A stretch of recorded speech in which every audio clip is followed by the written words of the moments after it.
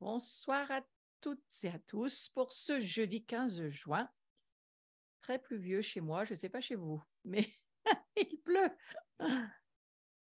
Voilà, j'espère que toutes et toutes vous allez bien et nous allons continuer. Je vais passer un petit temps particulier sur ce cours que j'ai mis un petit peu à part pour parler de l'espérance de la gloire d'une manière un petit peu plus approfondie que ce que j'en ai déjà.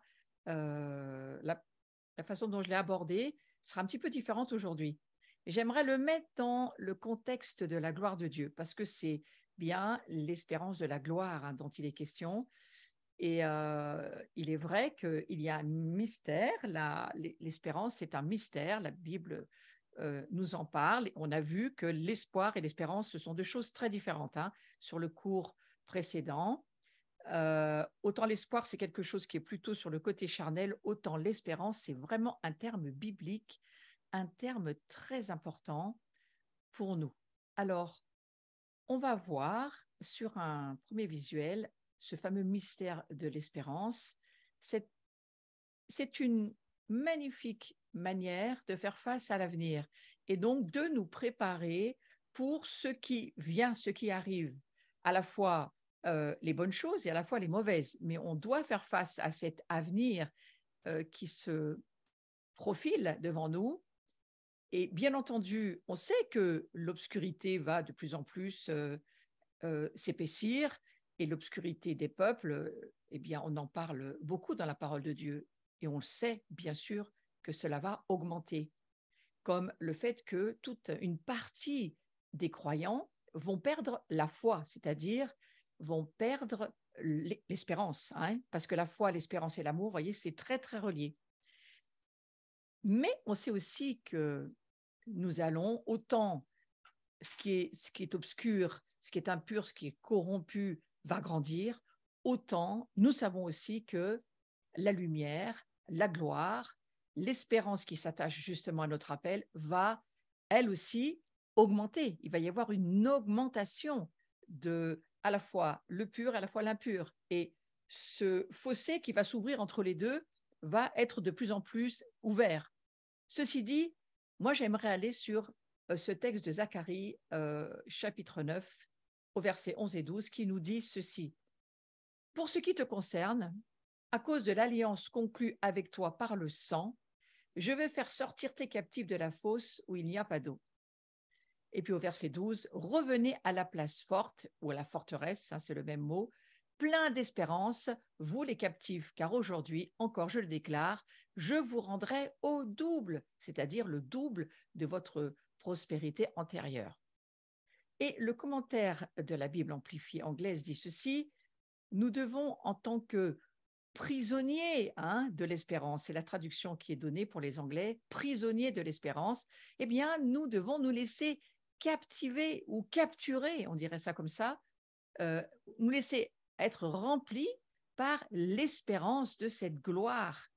Euh, et ça n'a rien à voir évidemment avec une vague qui viendrait sur nous et qui nous ferait douter et qui nous ferait avoir de plus en plus peur. Vous voyez, c'est vraiment important de saisir que il est important de comprendre par rapport à la gloire que l'espérance a vraiment sa place. On doit aussi penser et parler en termes d'espérance. C'est une façon de voir les choses, de penser les choses, de se préparer. C'est comme une anticipation, cette espérance, de ce qui nous est promis. Et il nous est promis que nous allions avancer en tant que nouvelle créature. Dans cette nouvelle création qui nous est promise, nous allons avancer de gloire en gloire. Donc cette espérance, évidemment, elle est là. Et lorsqu'on fait face à une situation qui semble sans issue, nous devons nous rappeler que, eh bien, nous sommes prisonniers de cette espérance. Il n'y a plus d'échappatoire. On est dedans, on est pris par ce que nous sommes en train de vivre. J'ai presque envie de vous dire, on est condamné à réussir alors que nous commençons à saisir que nous montons, nous rentrons dans une nouvelle dimension où la gloire, eh bien, elle continue d'être là, cette gloire, elle continue de nous habiter, eh bien, cette espérance extrêmement importante, on en est prisonnier. Et ce terme, il désigne quelqu'un qui refuse obstinément d'abdiquer sa foi en dépit des circonstances. Vous voyez pourquoi? Pour faire face à l'avenir qui est devant nous, à la fois pour les bonnes choses, je le redis, et pour les choses plus difficiles, c'est extrêmement important de saisir par la révélation qu'est-ce que Dieu essaye de nous dire lorsqu'il nous dit qu'il faut véritablement revenir à cette forteresse du fait d'être plein d'espérance, d'être rempli d'espérance. Et il me semble que plus nous verrons par les yeux de la foi, par la compréhension spirituelle, plus nous verrons cette gloire qui nous est promise, plus nous y entrerons. Ça va être tout l'objet, je pense, des prochaines formations et de tout ce qui va se passer pour la rentrée. Nous allons nous plonger, nous immerger dans ce que Dieu nous dit concernant la gloire et concernant son importance et comment il faut la comprendre, comment il faut arriver à la vivre, cette gloire. Moi, je suis très intéressée moi-même par mes recherches, par ce que j'entends, ce que je vois, ce qui se confirme autour de moi et le fait que je sais que je suis dans la bonne direction. Je sais que c'est cela qu'il faut chercher à vivre.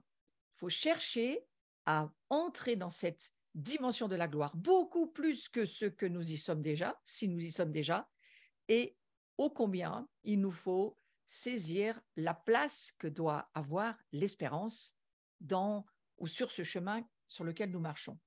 Alors ce terme prisonnier de l'espérance, eh bien, il désigne quelqu'un qui est obstiné, il est obstiné à ne pas abdiquer, à ne pas lâcher la foi. Oui, comme c'est important, puisque la Bible nous dit que beaucoup vont perdre, abandonner la foi. Alors, on n'en fera pas partie. On ne veut pas en faire partie et on n'en fera pas partie. Et Abraham, il a été un homme de cette trempe. C'est comme ça qu'il a vu s'accomplir les promesses les plus invraisemblables à vue humaine. On pourrait parler de l'espérance biblique, qui est un fondement solide, une sorte de tremplin pour que notre foi s'empare des promesses de Dieu. Vous voyez, cette espérance qui n'abdique pas, qui continue à croire, qui continue à voir. Et je crois que ça fait partie de cette roue de la gloire qui nous amène de gloire en gloire, de révélation en révélation, de foi en foi, avec une foi beaucoup plus forte, de plus en plus musclée, parce que, eh bien, elle travaille, notre foi, à écouter la parole de Dieu, à avoir une oreille attentive et à vraiment obéir à ce que Dieu nous demande de faire, à entendre de mieux en mieux, de plus en plus de manière pointue. Donc, cette espérance véritable, elle consiste en un état d'esprit constructif. C'est positif de vivre avec cette espérance qui remplit notre esprit, notre âme aussi, et qui va faire marcher la machine finalement que nous sommes. Donc, l'espérance, elle s'attend avec persévérance à ce que les choses se tournent en bien. Oh là, on pourrait prier, frères et sœurs, on pourrait prier tout de suite en disant Seigneur, on veut absolument que notre système de pensée soit rempli de cette espérance pour que tout ce que nous voyons se passer autour de nous, on soit des obstinés, des têtus, des personnes qui n'allont jamais lâcher sur l'idée. Vous savez, comme un chien qui ne lâche pas ce qui mord, quand il est accroché à quelque chose, il ne va pas lâcher son jouet. Eh bien, la même chose pour nous. Il faut vraiment qu'on soit convaincu que tout va tourner pour notre bien. Et pour cela, bien entendu, il faut poursuivre cette gloire, continuer à nous laisser être transformés dans nos pensées, dans notre intelligence, mais pas seulement, dans toute notre vie, cette transformation que produit cette gloire qui, de plus en plus, prend du poids, de la hauteur, de la largeur, de la profondeur, et de cette attente. Je crois qu'il y a une affaire d'attente de nouvelles choses qui vont encore plus nous amener à être sûrs que nous sommes sûrs de ce que la parole de Dieu nous dit, des promesses que Dieu nous donne, de ce vers quoi nous allons, de ce que nous attendons avec foi, ce retour du Messie, ces noces de l'agneau, l'épouse que nous sommes en train de devenir pour le Christ, toutes ces choses-là. Parce que, voyez-vous, Satan ne parvient pas à vaincre quelqu'un qui ne relâche pas son espérance en Dieu. C'est pratiquement impossible pour Satan d'avoir la victoire sur une personne qui vit pas dans l'espoir, je le redis, mais dans l'espérance. L'espérance, c'est extrêmement important. Et j'ai envie de nous dire, soyons les prisonniers de cette forteresse de l'espérance, ce fameux verset de Zacharie qui nous dit, mais revenez à cette place forte. Vous voyez, il faut être comme enfermé dans une tour une tour qui s'appellerait une tour de foi, une tour un peu comme Marie Constant dans sa tour qui était enfermée, qui ne pouvait pas en sortir. Mais là, c'est une bonne tour pour dire, eh bien, voilà, nous sommes captifs et condamnés à croire et à marcher et à vivre dans la foi parce que nous savons que ce que Dieu nous dit est en train d'arriver. Et même si nous ne le voyons pas encore, nous commençons, quoi qu'il en soit, à en voir et à apprendre à être sensibles aux manifestations qui sont autour de nous. Je ne sais pas vous, mais pour ma propre vie, je me rends compte qu'à force de passer du temps dans on va dire, ces textes qui parlent de l'espérance, à relire, j'ai passé eh bien, tout un temps à relire le livre des juges et à essayer de voir pourquoi ces juges, en fait, il y en avait des bons, il y en avait des mauvais, qu'est-ce qui s'est passé pour ces juges, qu'est-ce qui s'est passé dans cette histoire. Et à force de passer du temps dans la parole de Dieu, eh bien, la parole nous prend, elle capture nos pensées et elle produit en nous de la foi, bien sûr, parce que la foi vient de ce qu'on entend Dieu nous dire, hein, mais pas seulement, elle aussi produit de l'espérance. Parce qu'en relisant la parole, nous allons le voir ensemble, mais cette espérance, elle fait partie de cet ingrédient extrêmement important pour nous et qui fera que nous ne lâcherons rien de notre foi pour les temps qui sont devant nous. Donc, Dieu nous promet, en plus, qu'il nous restituera au double de ce qui nous a été volé ou ce qui a été perdu, si nous tenons ferme notre espérance et notre foi. Vous voyez, il y a vraiment une promesse de Dieu. Alors moi, j'aimerais la prier, cette promesse, hein, quand il dit dans Zacharie 9, 12, je vous rendrai au double. Et c'est au futur, hein, et il y a des conditions. La condition, c'est que tu sois une personne qui décide de persévérer, de ne rien lâcher et de faire ce travail que doit faire le disciple, eh bien, de demeurer en Christ, mais pas seulement, de laisser sa parole demeurer en nous, hein, pas les paroles de ce monde ou les actualités qu'on entend autour de nous, parce que ça nous fait perdre la foi. Il faut être au courant, mais il ne faut pas trop avoir ce genre d'informations, parce que ces informations-là, elles ne nous aident pas. Par contre, les révélations, je ne parle pas d'informations, mais les révélations que la parole de Dieu, finalement, nous offre, et il nous est promis qu'on en aurait de plus en plus, que nous allons aller de révélation en révélation, de foi en foi, de gloire en gloire, pour avoir de plus en plus cette tour forte, cette place forte, où nous sommes captifs en Christ, c'est-à-dire que rien ni personne ne pourra nous faire penser autre chose que ce que Dieu nous dit. Et c'est quand même vers ce à quoi il faut aller, je crois. Donc, cette position que j'adopte pour ne pas vaciller en ce qui concerne la guérison, par exemple. Hein, vous avez vécu une guérison, ne la lâchez pas, ne la perdez pas. Vous avez perdu une délivrance, la même chose. L'essentiel, c'est de ne rien perdre. Et puis, eh bien, de travailler à ce que nous ayons encore plus pour les fois d'après. Donc, si j'ai reçu quelque chose, je m'y attache, je m'attache à Christ, et puis il est vraiment la garantie pour moi de cet accomplissement, et ça va me permettre de bloquer tous les doutes, les impatiences, tous les symptômes qui voudraient revenir, ou tout ce que Satan essayerait de me faire croire. Eh bien voilà, non, je vais rester dans cette tour forte qui s'appelle l'espérance, dans laquelle nous savons que ce que Dieu dit et qu'il nous a promis, nous allons le voir s'accomplir. Et si nous ne l'avons pas déjà vu, nous l'attendons de pied ferme. Moi, mes lunettes ont changé pendant tous ces jours. Je me rends compte de plus en plus que je passe de temps dans ces écritures en demandant au Seigneur de me faire voir autre chose que ce que j'ai déjà vu, parce qu'il nous promet qu'on va voir d'autres choses. Pour voir d'autres choses, il faut essayer de voir déjà quelque chose. Et puis de se dire, bon, ce que j'ai vu, c'est bien, mais maintenant, qu'est-ce que tu veux me faire voir d'autre? Et ça, en ce moment, c'est vraiment, c'est un jaillissement de nouvelles révélations, franchement, de gloire en gloire et aussi de profondeur en profondeur. Alors moi, j'essaie de vous faire profiter de certaines petites choses, hein, que le Seigneur me permet de voir. Et ce que je commence à voir vraiment, c'est que cette gloire de Dieu, elle est partout. Et qu'en fait, c'est juste notre façon de vivre et de savoir de quoi on est rempli qui va faire qu'on voit différemment. Et voyez-vous, si vous regardez ne serait-ce que la nature autour de vous, ne serait-ce que ce qui se passe, eh bien, la gloire, on la voit absolument partout. La créativité de Dieu dans tout ce qu'il fait dans, on va dire, le côté nature, mais aussi le côté créatif, le côté constructif. Toute la vie, qu'elle vienne des plantes, des animaux, de l'être humain, tout ce que Dieu crée est absolument extraordinaire. Et on doit, je crois, se souvenir que cette gloire, il faut apprendre à y être sensible et à la voir. Et la gloire de Dieu, c'est vraiment cette manifestation de la présence visible de Dieu. Hein. C'est lorsque Dieu se fait voir, lorsqu'il se dévoile, hein, et qu'on dit « Oh, ça, c'est la gloire de Dieu », parce qu'il vient de dévoiler quelque chose qui était peut-être pas visible tout de suite, mais qui tout à coup, dans le monde invisible, vient se manifester. Et alors, ah bien oui, on va témoigner de quelque chose que on sait, un peu comme notre nouvelle naissance, par exemple, on sait qu'on est né à nouveau, on sait qu'il s'est passé quelque chose dans notre vie, et on n'aimait pas certaines personnes, maintenant on peut les aimer.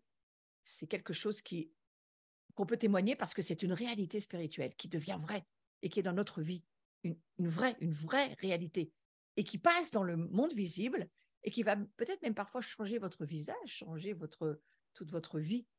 Alors je crois que c'est une position qu'il faut adopter pour ne pas vaciller en ce qui concerne tout ce qui va arriver. Donc, il y a des plans de Dieu pour faire face à l'avenir. Et c'est en fonction de cela que j'aimerais parler à la fois de la gloire et à la fois de l'espérance. Les plans de Dieu pour faire face à l'avenir, vous voyez, j'ai mis ce visuel parce que déjà Dieu s'est manifesté d'une manière impressionnante quand il a dit « Je vais mettre un arc dans le ciel et vous saurez que, voilà, vous saurez que c'est moi, vous saurez que je suis là, vous saurez que j'ai fait une alliance avec l'humanité et que je ne retirerai jamais cette alliance. » Et c'est quand même extraordinaire. Repensons à ça, que lorsque chaque fois que nous voyons un arc-en-ciel, vous pouvez l'expliquer de façon scientifique, mais vous pouvez aussi le regarder comme une révélation de la manifestation de la gloire de Dieu. Et que chaque fois que nous voyons cet arc-en-ciel, l'espérance de la gloire, elle est là. Ouais, nous savons que toi, Seigneur, tu nous as dit que tu prendrais toujours soin de nous, que tu ne nous lâcherais jamais, que tu ne nous abandonneras jamais. C'est quand même extraordinaire. Donc, qu'est-ce qu'on peut faire avec ça? On traverse en sécurité. Ouais. Le Dieu, et j'ai pris ce panneau pour dire, voilà, on est tous en sécurité. Dès le commencement, j'annonce l'avenir, et longtemps à l'avance, ce qui n'est pas encore. C'est ce que Dieu dit. Hein. Rappelez-vous les événements du passé, ceux d'autrefois, car c'est moi qui suis Dieu. Il n'y en a pas d'autre. Oui, moi, seul, je suis Dieu. Et comparé à moi, il n'y a pas que néant. Dès le commencement, j'annonce l'avenir. Et longtemps à l'avance, ce qui n'est pas encore. Je suis dans Ésaïe 46, versets 9 à 10. C'est moi qui dis, j'aime bien cette parole de Dieu, c'est moi qui dis. Et mon dessein s'accomplira, oui, j'exécuterai tout ce que je désire. Encore faut-il connaître ce Dieu qui nous parle et connaître ses désirs. Ouais. Mais si nous lisons la Bible, eh bien, nous connaissons assez rapidement ses désirs. Mais j'aime bien cette idée lorsque Dieu dit « c'est moi qui dis ». Donc c'est moi qui parle, c'est moi qui sais, c'est moi qui suis Dieu. Et plus nous allons connaître et rencontrer ce Dieu, et plus nous aurons envie même de savoir ce qu'il a à dire, parce qu'au fond, ce qu'il dit crée en nous qui nous sommes. Et ce qu'il dit, c'est la vérité. Donc c'est vraiment un chemin sécure. On peut traverser tout ce que nous avons à traverser en sécurité. Donc Dieu rejette les autres sources en ce qui concerne l'avenir. Là aussi, attention. Il rejette l'astrologie, il rejette les devins, les diseurs de bonne aventure, la divination, le spirit, tout ce qui va être un autre chemin que ce que lui dit dans l'Écriture. Attention, rejetez-le, parce que cela n'a rien à voir et notre espérance ne peut pas se fonder sur ces domaines-là. Ésaïe 44, versets 24 à 26, je vous lis ce passage. « Je rends vain les présages des diseurs de mensonges. Je fais délirer les devins. Je repousse les sages. Je fais tourner leur science en déraison. » Mais voilà ce que Dieu dit, c'est très important. J'accomplis ma parole par mon serviteur et je fais réussir les plans annoncés par mes messagers, que nous sommes, entre nous soit dit. Donc, qu'est-ce qu'on est en train d'entendre on est en train d'entendre que la Bible, elle revendique l'avenir. Comme c'est important. Parce que pourquoi est-ce que nous comprenons que nous sommes en train de vivre des transitions? Nous avons besoin, exactement comme pour les saisons, de sortir de cycles pour entrer dans de nouveaux. Nous sortons de saisons pour aller dans d'autres.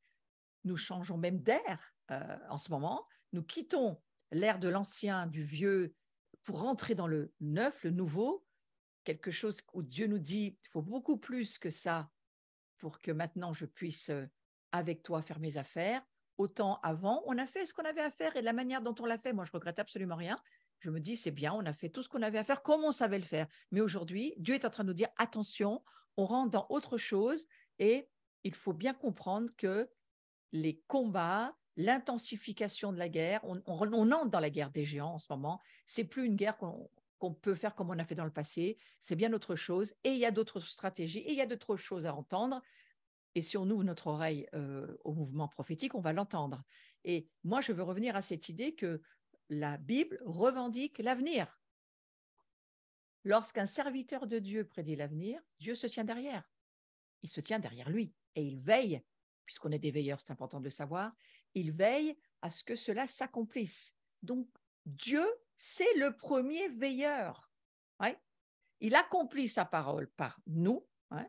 Nous sommes les serviteurs. J'aime bien lire ce verset 24 d'Ésaïe 44, parce que c'est lui qui veille, c'est lui qui revendique le fait de prédire l'avenir, et c'est non seulement la Bible qui revendique, mais c'est lui qui dit que il est en veille derrière nous et qu'il est le gardien de sa propre parole. Vous voyez, c'est pour ça qu'il faut faire très attention, parce qu'il y a des personnes, des veilleurs, des guetteurs, des adorateurs, des chrétiens tout simplement, qui font des tas de choses pour Dieu, en son nom, prient, prennent sa parole. Oui, Dieu l'accomplit, Dieu le fait.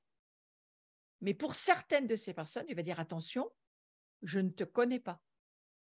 Moi, j'ai accompli ma parole, j'ai veillé sur elle, j'ai fait ce que j'avais à faire. Tu as utilisé mon nom, ben, j'ai répondu au nom que tu as utilisé, mais toi, qui es-tu? C'est quand même quelque chose que Dieu va dire. Ça m'interpelle beaucoup dans cette saison, parce que ô combien Dieu nous redit et nous redit et nous redit, et il faut vraiment rentrer, c'est l'heure de rentrer dans cette tour forte de l'espérance, de la foi, de l'amour, cette tour de l'intimité.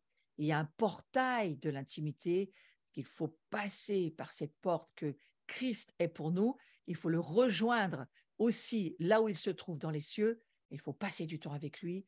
Dieu cherche des adorateurs. Pourquoi? Parce que c'est dans l'adoration qu'on connaît Dieu le Père, Dieu le Fils, et que le Saint-Esprit est là pour nous aider à faire cette rencontre dans la gloire de Dieu qui nous transforme totalement. Donc vous voyez, la Bible revendique le fait de prédire l'avenir, mais elle contient encore la preuve de son exactitude sur une période de plusieurs siècles. Et pour que nous puissions fonder notre espérance sur des choses très, très simples, je vais vous en lire quelques-unes, parce que au fond, la Bible, elle a prédit tous les événements significatifs de la vie de Jésus dans ses prophéties de l'Ancien Testament avec plein de détails. Par exemple, allons, on va parler de quoi? Sa naissance d'une vierge. Ouais, c'est quand même dit beaucoup de fois dans l'Écriture. Je vous fais grâce des versets, mais c'est prédit beaucoup de fois dans l'Ancien Testament. Sa naissance à Bethléem, sa fuite en Égypte. Moi, je fais un tour d'horizon. Hein. Son séjour à Nazareth, par exemple. Son onction par le Saint-Esprit, hein. Le oint, lisez le psaume 2. Son ministère en Galilée. La guérison des malades, c'est beaucoup dit dans l'Ancien Testament. Le rejet de son enseignement et des miracles par les Juifs. Et le fait qu'il a utilisé des paraboles.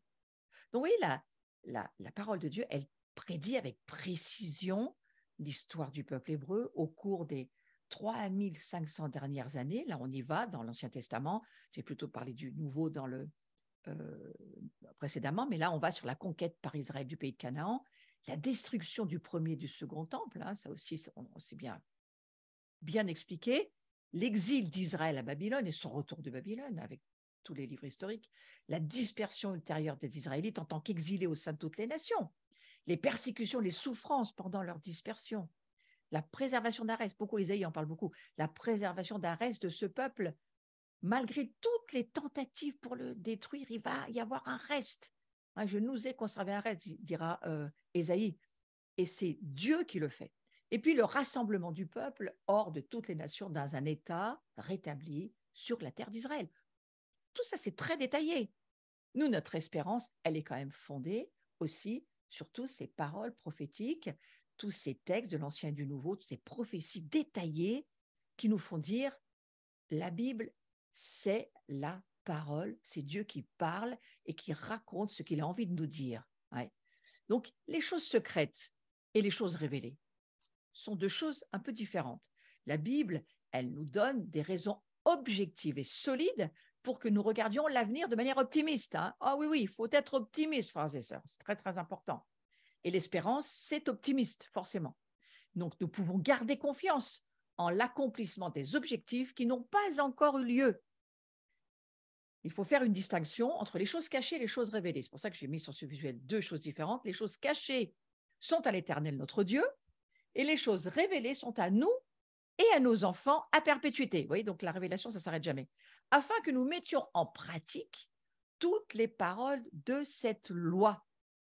Deutéronome 29, 29. Oh, la mémotechnique, elle est facile. Hein. Deutéronome 29, 29. Les choses cachées sont à l'Éternel. Les choses révélées sont à nous et à nos enfants à perpétuité. Donc, la révélation du plan de Dieu, elle est pour nous, mais pas seulement. Elle est pour notre postérité, pour nos enfants. Et il est très important de ne pas l'oublier. C'est pour ça que moi, j'ai vraiment entendu cette année le Seigneur qui nous disait, l'année de l'accomplissement, de l'achèvement, il faut aller en Israël avec tes enfants, tes petits-enfants et transmettre tout ce qui doit être transmis, pas seulement par des paroles, mais aussi par la manifestation de la gloire de Dieu qui est d'aller sur cette terre et d'y emmener ta famille. Donc c'est pour ça que ce voyage s'est fait de façon à ce que mes enfants et mes petits-enfants, on a pu leur raconter, leur expliquer ce qui se passe et l'incroyable réalité de ces prophéties que nous pouvons voir lorsque nous allons en Israël, parce que là, on marche dedans, les passés, les présentes et les futurs. Donc, cette révélation du plan de Dieu est extraordinaire. Les choses secrètes que Dieu ne nous permet pas de connaître, ceci dit, il y a des choses que Dieu ne révélera pas, hein, parce qu'elles lui appartiennent. Ce ne sont pas nos affaires, ne cherchez pas à vous occuper des affaires de Dieu. Là, il ne vous répondra pas. Mais ensuite, il y a les choses révélées.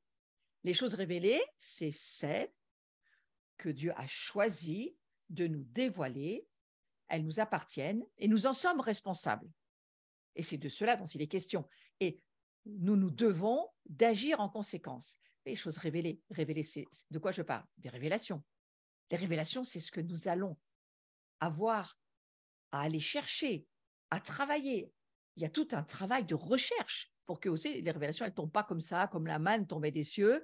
Hein, pour recevoir une révélation, on peut en recevoir comme ça d'une façon très rapide, mais beaucoup des révélations que nous recevons, c'est parce que nous allons les chercher, parce qu'elles nous seront révélées, parce que nous faisons un travail de labourer la terre, d'aller chercher, d'aller comprendre, et puis le Saint-Esprit vient, il nous aide, et à force de méditer, de chercher, eh bien, hop, la révélation, elle arrive. Ouais. Donc, il y a un travail pour recevoir des révélations. Et puis ensuite, ce n'est pas le tout de les recevoir, c'est le fait ensuite de leur obéir, de les laisser suivre leur cours dans notre vie, de telle sorte que notre vie suive ces révélations, c'est-à-dire que notre vie suive les plans que Dieu a pour nous. Parce que Dieu a des plans pour nous, bien sûr. Il a des plans pour ce monde, comme il a des plans pour Israël, comme il a des plans pour chacun. Il a révélé ses plans pour ce monde, mais il veut aussi parler à chacun. Mes brebis entendent ma voix, elles me connaissent, elles me suivent, mais je les connais aussi. Hein, je vais dire, je les connais, mais nous, on connaît aussi la voix de Jésus. Donc, à la fois, Jésus nous connaît et à la fois, nous connaissons sa voix. Oh, c'est tellement important pour cette saison. Il faut vraiment, vraiment connaître la voix de Jésus. Être capable de faire la distinction entre la voix de l'agneau de Dieu et la voix du loup, qui n'est pas la même. Hein, et vraiment de déguiser nos oreilles pour entendre. Parce qu'il y a beaucoup de textes dont il est question où les oreilles incirconcis et les cœurs incirconcis vont vraiment poser des problèmes à la fin des temps. Ce sera un peu mon sujet de ma journée de samedi, je ne vais pas là-dessus aujourd'hui, mais voilà, à vouloir nous occuper trop de choses à venir, ça peut nous faire oublier d'obéir aux choses qui nous sont révélées. Donc c'est pour ça que je vous dis, OK, Dieu révèle ce qu'il veut révéler, mais je crois que ce qui est très important pour nous, c'est d'obéir aux révélations qui nous concernent, nous, nos communautés, l'Église, ce que Dieu dit à l'Église, à l'Ecclésia, la famille globale des nations, à ce que Dieu dit aussi à Israël, tout ce que Dieu nous dit, les révélations que nous recevons, c'est pas pour les avoir et les envoyer sur les ondes, c'est pour y obéir et qu'elles transforment notre vie. Ouais. Alors, il est clair que Jésus reviendra. Et Actes chapitre 1, verset 11 nous dit, ce Jésus qui a été enlevé au ciel du milieu de vous viendra de la même manière que vous l'avez vu allant au ciel. Quant au jour ou à l'heure, personne ne sait quand ça se produira, ni les anges du ciel, ni même le Fils.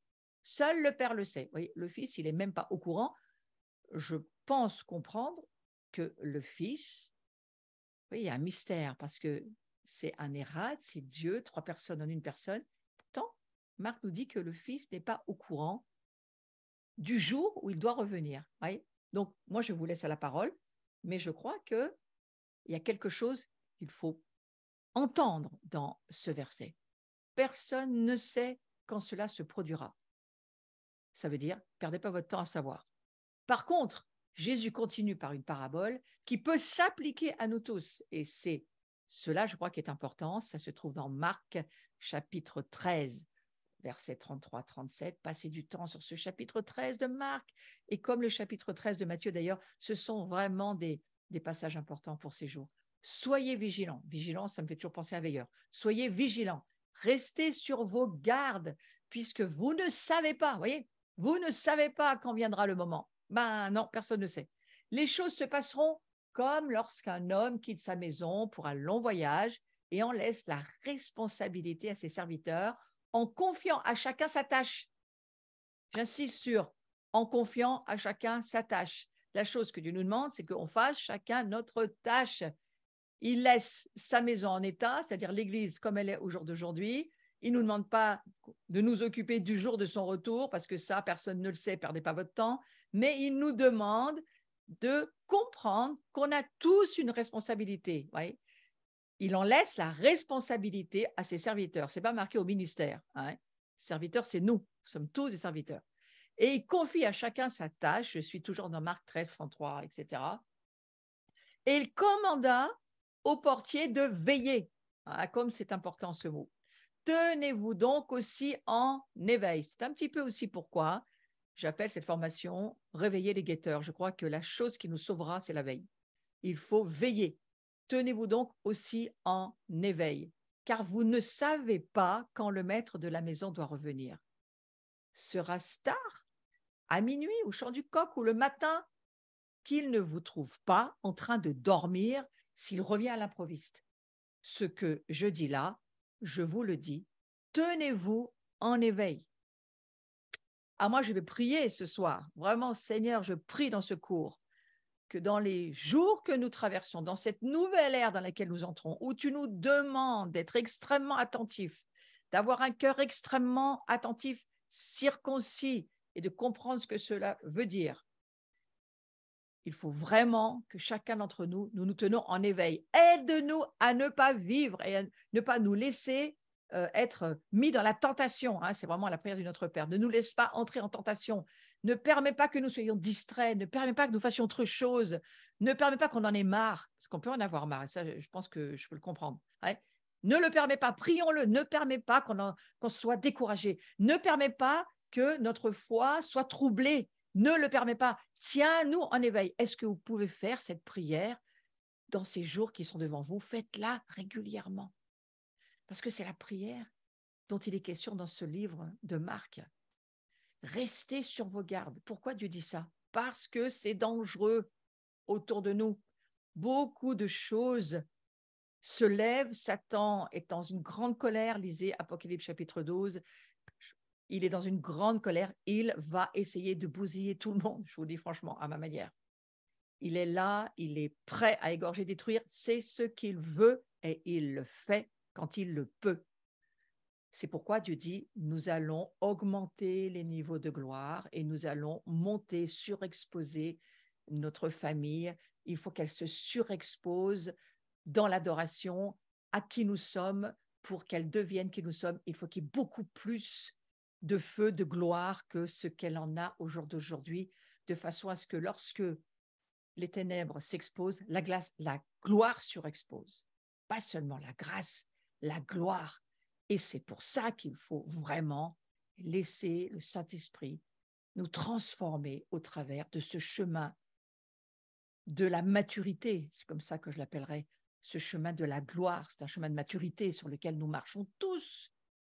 Mais ô combien Jésus dit, soyez vigilants, restez sur vos gardes, parce que vous ne savez pas quand le moment arrive et vous ne savez pas ce que Satan fait non plus, jusqu'à ce qu'on entende les stratégies que Dieu veut nous donner. Il y a des stratégies que Dieu commence à tenir dans ses conseils dans les cieux. Il y a vraiment des choses que Dieu commence à dire et il faut aller, parce qu'on en est responsable, y passer du temps, écouter ce que Dieu veut nous dire et être là, vigilant. Moi, je vous invite à cette maison de Jean au mois de juillet. Venez passer du temps, 3 jours d'immersion dans la présence de Dieu, c'est-à-dire dans sa gloire, à écouter, à être là, à se laisser transformer et à être aussi de ceux et celles qui savent qu'ils ont une responsabilité de veiller. Parce que la veille, on ne la fait pas tout seul chez soi.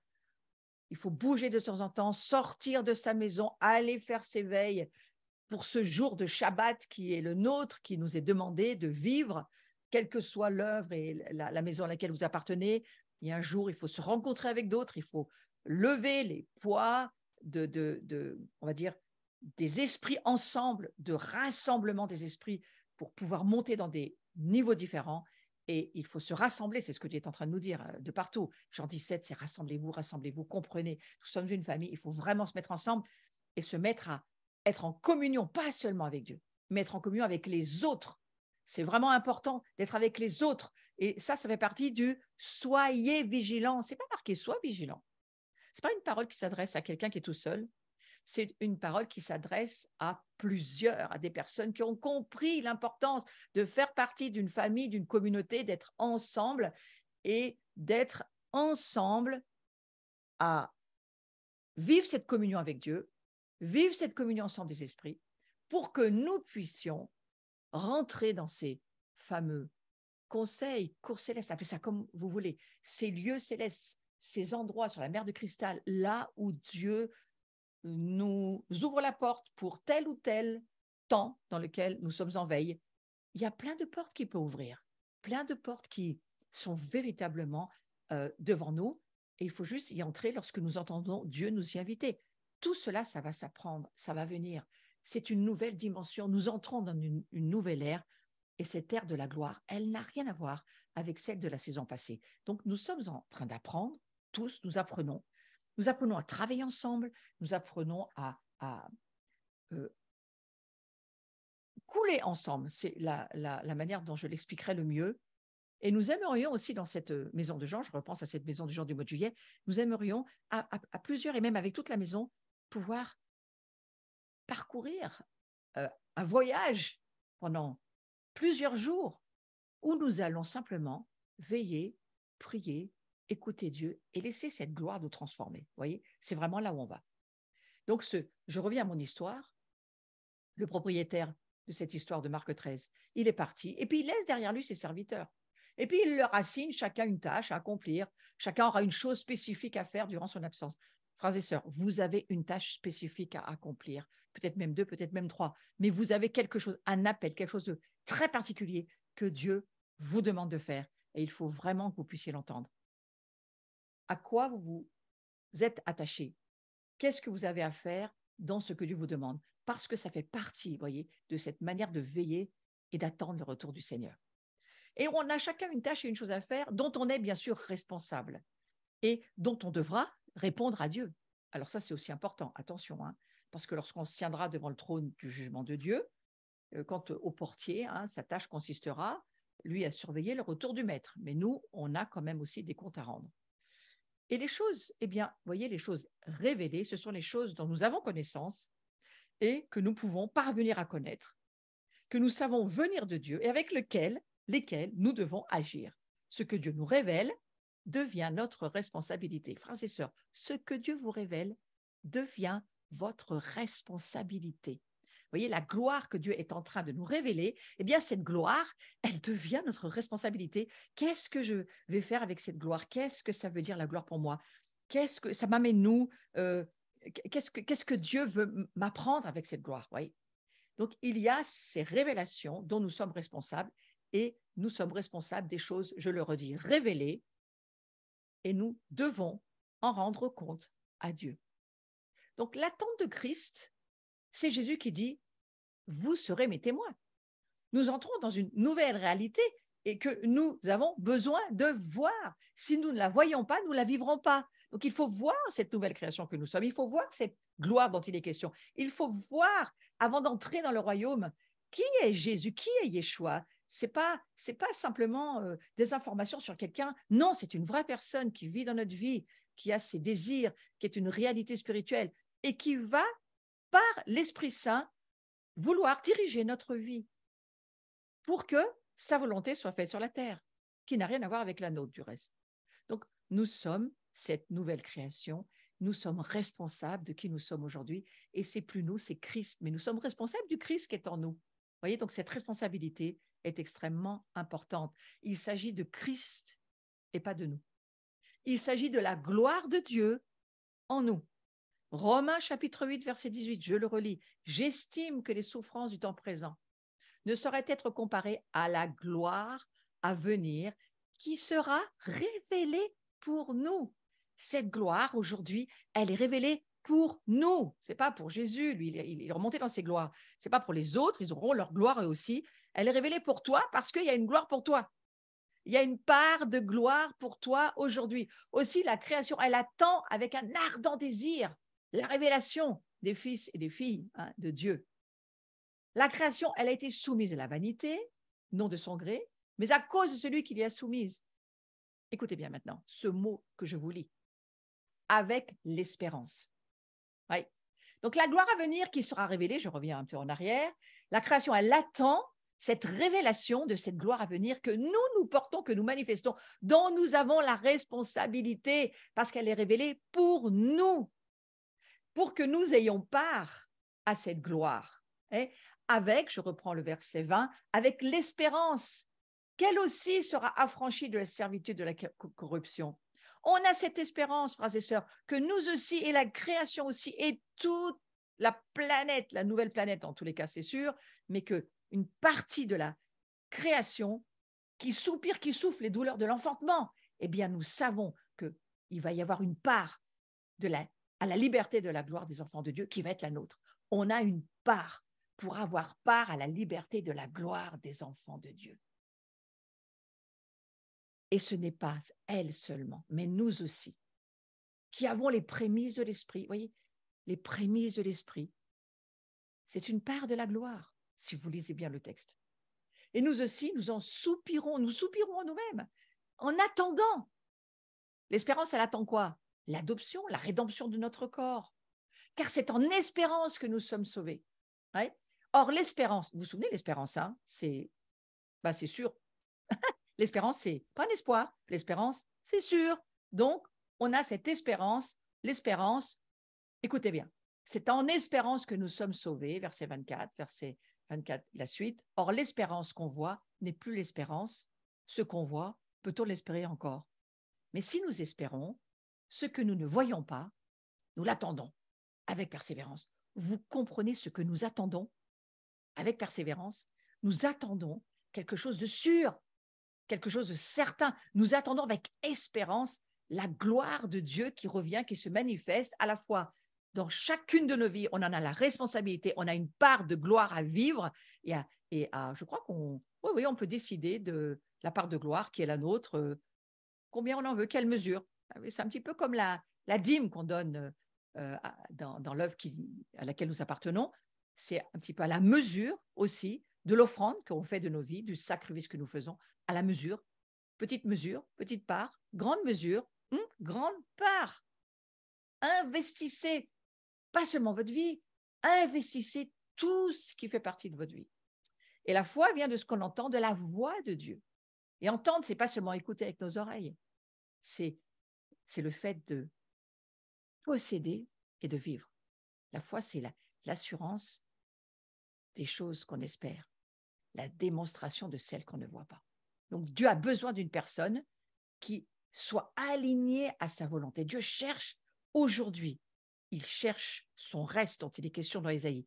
Il cherche son reste et il cherche ces hommes et ces femmes qui vont être enfermés dans cette tour forte de la foi et de l'espérance et de l'amour, et que c'est cette espérance qui leur donne la certitude et la persévérance pour attendre ce que Dieu a promis, pour attendre dans la foi et dans le fait que on sait que nous possédons déjà. Donc nous prions des choses que nous savons que nous avons déjà. Nous prions la volonté de Dieu que nous savons que Dieu veut déjà. Il la veut parce que c'est écrit dans sa parole. Ouais. Et que nous sommes dans un temps très stratégique de restauration et de réformation.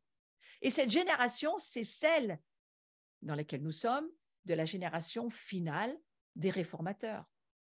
Ils ne peuvent pas l'éviter. Nous sommes liés à eux pour l'étape suivante. Nous sommes 3 générations marchant ensemble. C'est jamais arrivé qu'au jour d'aujourd'hui, 3, voire 4 générations aujourd'hui même arrivent à marcher ensemble. Donc nous attendons avec persévérance ce fameux Romains 8, 25. Hein. Si nous espérons ce que nous ne voyons pas, nous l'attendons avec persévérance. Mais prenez ce verset, croyez-le, priez-le, veillez, prenez garde, comprenez combien l'espérance est quelque chose de tellement important, parce que l'espérance, c'est une certitude. Même si nous ne le voyons pas, nous savons. Exactement comme lorsque, je crois, que Abraham a rencontré Melchisédek, ils ont eu une grande discussion ensemble, ils se sont vus, ils se sont certainement parlé d'une manière très profonde, ils se sont rencontrés. Melchisédek, sans aucun doute, c'était une préincarnation de Yeshua, parfaitement homme sur la terre aussi déjà là, hein, et quand ils se sont parlé et que sans doute que Melchisédek a révélé le plan du salut à Abraham, Abraham a vu, il a cru et il a traversé toute sa vie. Il a même pu à un moment donné lever, alors qu'il savait très bien qu'on ne devait pas tuer, mais il a levé sa main sur son fils, Isaac. Pourquoi? Mais parce qu'il savait que la résurrection était là. Il avait entendu le plan de salut et il savait qu'il y avait un plan de salut. Même s'il ne comprenait pas comment, il le croyait. Et je crois que là, non seulement ça, mais il a donné sa dîme à Melchisédek. Ça veut dire, d'une certaine manière, que le pain et le vin, lorsque ça lui était offert, il a tout de suite compris ce que ça voulait dire. Mais la spiritualité, aujourd'hui, frères et sœurs, on en a vraiment besoin. Donc, on va lire Hébreux chapitre 11, verset 14. Ceux qui parlent ainsi, on parle d'Abraham, montrent qu'ils cherchent une patrie. S'ils avaient eu en vue celle d'où ils étaient sortis, ils auraient eu le temps d'y retourner. Mais maintenant, ils en désirent une meilleure. C'est-à-dire, qu'est-ce qu'ils désirent? Une patrie comment? Céleste. C'est pourquoi Dieu n'a pas honte d'être appelé leur Dieu, car il leur a préparé une cité. Ça, c'est ce que voyait Abraham. Ça, c'est ce que nous voyons aujourd'hui. Nous ne parlons plus de la montagne fumant du mont Horeb dont il est question dans Exode 40. On ne parle plus de cette montagne-là. On parle de la montagne céleste, le mont Sion, le mont où chacun d'entre nous, nous pouvons aller, où nous savons qu'il y a une dimension qui nous attend, une dimension qu'il faut découvrir ensemble. Cette fameuse montagne sacrée sur laquelle nous, aujourd'hui, on doit même enlever nos chaussures quand on a la révélation qu'on y est, parce qu'elle est sainte, cette montagne. C'est juste la gloire de Dieu qui est là lorsque nous l'adorons en esprit et en vérité, et que nos esprits sont à la fois sur la terre, mais aussi dans le ciel. Cette révélation-là, frères et sœurs, elle arrive, elle vient. Et il faut l'attendre, il faut attendre dans cette espérance de la gloire. Donc nous sommes sur une attente, je dirais sans agenda, puisqu'on ne sait pas quand est-ce qu'il revient, le Seigneur, mais il y a une place d'attente devant Dieu. Et j'ai été chercher un petit peu ce que voulait dire ce mot attendre. Attendre, ça signifie autre chose que le temps, attendre l'heure. Vous voyez, ça ne veut pas dire que ça seulement, dans le verbe en hébreu. Ceux qui attendent devant Dieu, ça veut dire aussi espérer. C'est très intéressant. Le mot kava, attendre, regarder, espérer, être plein d'espoir, ça parle de l'espérance, de s'attendre, d'attendre à chercher ardemment quelque chose. Vous voyez, quand on pense à la gloire, c'est intéressant. Mais ça ne veut pas seulement dire ça. Ça veut dire aussi rassembler, mais comment Dieu, en ce moment, nous fait marcher dans cette espérance, mais nous rassemble. Et espérer, en hébreu, ça veut dire rassembler. Ça veut dire aussi lier ensemble, tresser, comme la Trinité peut être tressée ensemble, ou comme on peut voir parfois vous savez, le pain du Shabbat, il est tressé aussi. Je trouve ça très intéressant d'y penser d'ailleurs. Ça veut dire tresser. Ça veut dire tresser pour faire quoi? Pour renouveler nos forces. Littéralement, pour échanger notre force. Eh bien, vous voyez, je crois que cette espérance de la gloire, cette compréhension qu'il ne faut pas seulement de la communion avec Dieu, mais qu'il faut de la communion avec les frères et sœurs, c'est absolument indispensable. Il faut de la communion ensemble, fraternelle. Jean 17, soyez un, comme nous sommes un, pour que le monde comprenne que notre amour, c'est l'amour que vous dégagez, eh bien c'est l'amour que nous, la Trinité, nous dégageons aussi. Ça, c'est une de nos premières responsabilités, c'est de nous laisser faire pour que nos cœurs aiment en tout temps, aiment toute personne sur cette planète. C'est un immense travail, franchement, je vous dis, il y a un mystère là. Mais cet amour-là, Dieu le donne. Je peux vous le dire, Dieu le donne. Oui, oui. C'est la Bible qui le dit et je le crois. Dieu donne cet amour. Un couple qui perd l'amour, Dieu peut redonner. Quelqu'un qui perd même l'amour pour sa propre vie, Dieu peut redonner. C'est lui qui répand l'amour par le Saint-Esprit dans les cœurs humains. Donc, vous imaginez bien que c'est une des premières choses qu'il veut faire. Hein. Donc, c'est merveilleux, cet amour qui descend du cœur de Dieu. Donc, ça, c'est une des premières choses. Nous lier pour l'amour, mais pas seulement. Il veut aussi nous lier ensemble, nous tresser ensemble. Pourquoi? Parce que les combats qui arrivent, nous ne pouvons pas les tenir tout seuls. C'est plus possible. Nous ne pouvons pas les tenir tout seuls. Moi, je peux témoigner de quelque chose qui a été très difficile sur ma vie. Quand nous avons perdu, mon mari et moi, notre deuxième fils, moi, j'ai tout de suite communiqué avec la famille globale dont je fais partie pour les nations, les Watchmen, et je savais, des centaines de gens priaient pour nous. Ne communiquaient pas spécialement avec nous, mais priaient pour nous. Je le savais, je l'ai senti. Ce combat, je ne l'ai pas tenu seul. Je l'ai tenu avec toute une famille derrière moi qui priait, et ma propre communauté, bien sûr, et ceux qui ont compris l'importance de ces combats de titans que nous ne pouvons pas mener. Dieu les mène pour nous. Donc, je peux en témoigner. Il y a une force, il y a un échange de notre force qui se fait lorsque nous sommes tressés ensemble. Les jours qui arrivent, qui sont devant nous, frères et sœurs, ne restez pas seuls. Ne choisissez pas l'endroit où vous aimeriez être. Demandez à Dieu. Où est-ce que je dois être? À quoi je dois me rattacher? Sous quel conseil apostolique je dois me mettre captif? Ah, je ne suis pas en train de vous parler d'être contrôlé là, mais je suis en train de vous dire que là où il y a la gloire de Dieu, il y a de la sécurité, il y a de la présence de Dieu, il y a de la bénédiction, il y a Dieu tout simplement. Et je développerai plus tard ce sujet de la gloire qui sécurise comme elle sécurisait avant la chute. Tout ce qui se passait était dans la gloire et tout était dans une dimension. Aujourd'hui, on appellerait ça du miracle, mais pour eux, c'était naturel. Hein. Rien ne vieillissait, rien ne s'abîmait, rien ne se corrompait, rien ne se fracturait. On a énormément de mal à imaginer cela, mais je voudrais propulser votre imagination ce soir pour que vous puissiez commencer à croire que lorsque Jésus revient, et déjà dans des petits gauchers, des petites communautés, des petits endroits où la gloire commence à venir, ça commence à se savoir, où les gens guérissent, où les gens sont transformés, où les gens, sans rien faire que d'adorer Dieu et de vivre la communion fraternelle et de passer du temps à écouter, se laisser être instruit dans ces fameuses maisons, tours, appelez ça comme vous voulez, euh, peu importe la manière dont on l'appelle, mais des lieux où Dieu s'est choisi de venir parce qu'il peut y venir. Parce qu'il y a une piste d'atterrissage qui lui a été préparée avec des cœurs qui l'attendent, avec des personnes qui ont faim et soif de lui. Il vient. Et c'est cela qui nous attend. Vous savez, oui, les ténèbres s'exposent, on les voit partout. Ce n'est pas ce que Dieu nous demande de regarder. Ce que Dieu nous demande de regarder, c'est ce que lui nous dit qu'il est en train de nous dire qu'il fait. Et il est en train de nous dire, rassemblez-vous. Moi, ça fait partie de la vision de base que j'ai reçue pour l'œuvre de l'abri que je porte avec ma propre famille. Toute ma famille la porte avec moi, cette vision, et puis toute ma famille spirituelle aussi. Rassemblez-vous parce que j'arrive, mais il faut être pas seulement rassemblé, il faut être assemblée. C'est-à-dire qu'il faut avoir de la communion avec Dieu, de la communion avec les autres, une dose d'amour la plus grande possible pour que Dieu puisse venir et que sa gloire puisse nous rejoindre et combattre avec nous, parce que c'est Dieu qui combat. Et nous, on le suit.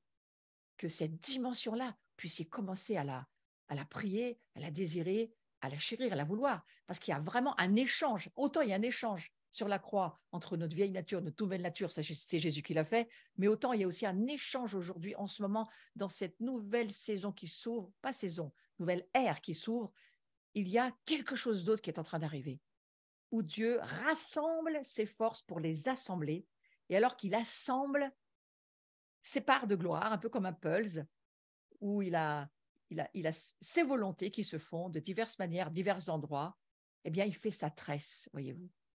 Et quand on est tressé, c'est indestructible. Moi, je fais partie de la ville de Saint-Étienne, et il y a plusieurs années, j'avais fait un travail de recherche sur les cours d'eau dans ma ville, où il passe le Furan, on y trempait les armes, on faisait les armes pour le roi dans le passé, et on trempait ces armes dans ce fleuve, parce que c'était une eau extrêmement particulière qui était là, parce que c'était la gloire de Dieu qui était là tout simplement.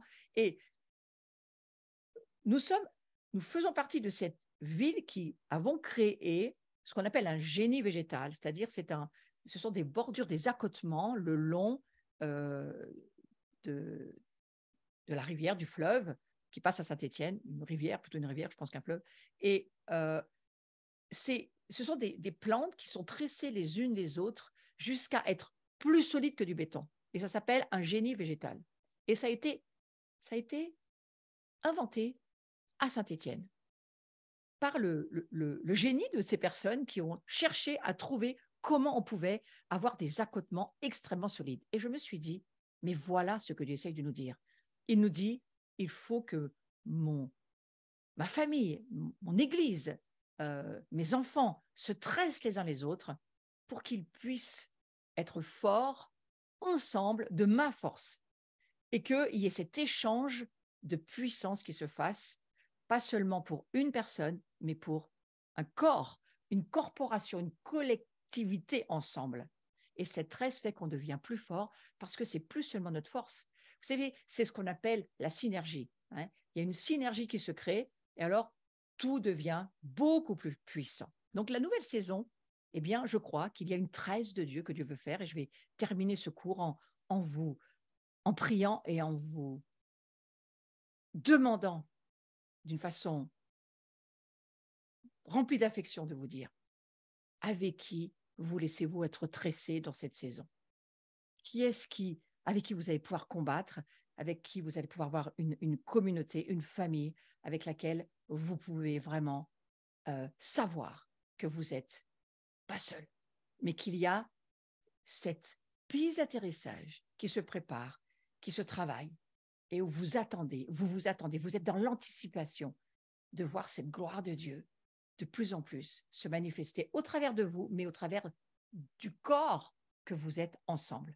Donc, je sais que ce cours est en ligne, bien entendu, et que vous allez l'entendre dans vos maisons, mais je sais que dans votre cœur, le Seigneur va vous parler pour vous dire, il faut rejoindre une maison à laquelle vous allez appartenir d'une façon forte par l'amour que vous allez ressentir dans votre cœur pour les personnes avec lesquelles Dieu vous mettra en connexion et que vous puissiez vraiment attendre dans cette tour dont il était question dans ce verset de Zacharie. Cette tour forte, cette forteresse remplie d'espérance. Alors je prie que l'espérance remplisse votre vie, que cette espérance soit pour vous une place forte et que vous puissiez vous y réfugier à la fois dans votre communion avec Dieu, mais aussi dans votre communion avec vos frères et sœurs, et que vous puissiez entendre le Seigneur vous dire, mais je vais te rendre au double de ce que tu vis dans ma propre volonté. Voilà, c'est vraiment quelque chose que j'aimerais laisser sur votre cœur. Soyez bénis, passez une belle soirée et on se retrouve la semaine prochaine pour la suite de ce cours, parce que je veux continuer encore le cours prochain. Je veux aller sur qu'est-ce que ça veut dire pour nous, cette attente de Jésus, qu'est-ce qu'elle produit, parce qu'elle produit beaucoup de choses. On en parlera la prochaine fois. Belle soirée à chacun. Soyez bénis. Voilà, donc le prochain cours, jeudi 22 juin, on se retrouve à la même heure. Ensuite, pour tous ceux qui voulaient nous rejoindre, eh bien, vous pouvez le faire. En tous les cas, vous avez ici la possibilité de devenir membre de l'abri. Et je vous le dis parce que nous avons eu nos assemblées générales et qu'aujourd'hui, eh bien, nous demanderons à chaque personne qui nous rejoint sur Zoom de bien vouloir devenir un membre de l'œuvre. Ça fait 30 € pour l'année et ça sera pour vous une manière aussi de bénir la communauté à laquelle je suis rattachée. Voilà, merci beaucoup. Nouvelle identité, donc ça c'est pour samedi, où je vais aller sur beaucoup de choses concernant la gloire et concernant le fait d'écouter notre cœur. Ça va être mon sujet. Rendez-vous samedi, donc de 10h à 18h avec un pique-nique en présentiel. Et sinon, vous aurez la possibilité d'écouter les enseignements sur le Zoom en vous inscrivant, bien sûr. Week-end de la Maison de Jean, voilà, vous pouvez vous inscrire. Si ce n'est pas encore déjà fait, faites-le. Vous le faites sur le site de l'abri, 14-16 juillet. Du temps et du temps dans cette présence et cette gloire de Dieu. C'est vraiment ce que nous souhaitons.